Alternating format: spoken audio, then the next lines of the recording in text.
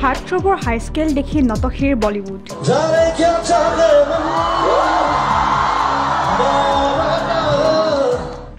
জুবিনৰ স্কেলত গীত গাব নোৱাৰিলে শচীন জিগাৰে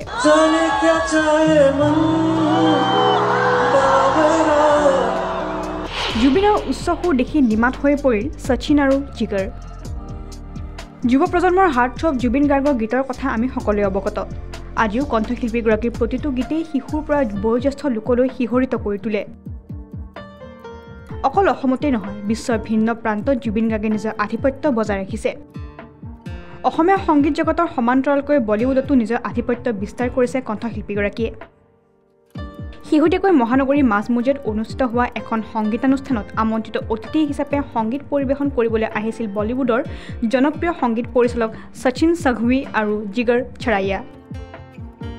অসমলৈ গীত পৰিৱেশন কৰিবলৈ আহি তথা অসমীয়া লোকৰ আতিথ্যত মন্ত্ৰমুগ্ধ হৈ পৰিছিল বলিউডৰ এই দুয়োগৰাকী তাৰকা উক্ত সংগীতানুষ্ঠানখন আৰম্ভ হোৱাৰ পূৰ্বে শচীন জিগৰক মঞ্চলৈ গৈ অসমলৈ আদৰণি জনালে হাৰ্টথ্ৰব জুবিন গাৰ্গে তাৰ পিছতে সংগীতানুষ্ঠানখনত উপস্থিত থকা হাজাৰ হাজাৰ দৰ্শকৰ লগতে শচীন জিগৰৰ অনুৰোধ ৰক্ষা কৰি পৰিৱেশন কৰিলে জুবিনে এটা হিন্দী গীত গীতটোৰ আঁত ধৰিছিল প্ৰথমতে শচীন সংঘৱীয়ে কিন্তু গীতটিৰ সুৰৰ তাৰতম্য জুবিনৰ সৈতে মিলাব নোৱাৰিলে শচীনে যাৰ পিছতে গীতটি পৰিৱেশন কৰিলে খুদ হাৰ্টথ্ৰব জুবিন গাৰ্গে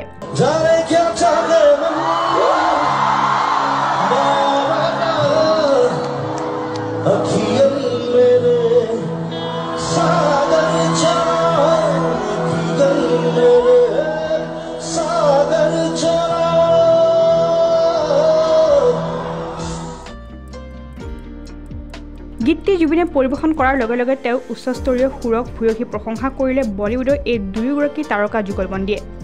ইতিমধ্যে সংগীতানুষ্ঠানখনৰ সেই বিশেষ ভিডিঅ'টো সামাজিক মাধ্যমত বৰ্তমান ভাইৰেল হৈ পৰিছে হাজাৰ হাজাৰ দৰ্শকৰ মাজতে হাৰ্টথ্ৰবক গ্ৰেণ্ড চেলুট শচীন জিগাৰৰ উক্ত সংগীতানুষ্ঠানখনতে জুবিনৰ কণ্ঠৰ পৰা নিগৰিত হোৱা সংগীত শুনি আৰু তেওঁৰ সুৰৰ স্কেল দেখি আচৰিত মানিলে শচীন জিগাৰে সংগীতানুষ্ঠানখনত উপস্থিত থকা প্ৰতিগৰাকী দৰ্শকে জুবিনৰ লগে লগে গীতটি পৰিৱেশন কৰে জুবিনৰ প্ৰতি থকা অসমবাসীৰ এই উৎসাহ দেখি তথা তেওঁৰ প্ৰতিটো গীতৰ প্ৰতি থকা দৰ্শকৰ প্ৰেম দেখি অৱশেষত হাত দাঙি চেলুট দিলে শচীন জিগাৰে বৰ্তমান সময়ত এই ভিডিঅ'টোৱে সৰ্বত্ৰ চৰ্চাৰ বিষয় হৈ পৰাৰ লগতে একাংশ নেটিজেনে এই বিষয়টোৰ সন্দৰ্ভতো নিজৰ প্ৰতিক্ৰিয়া আগবঢ়াইছে entertainment desk report current Assam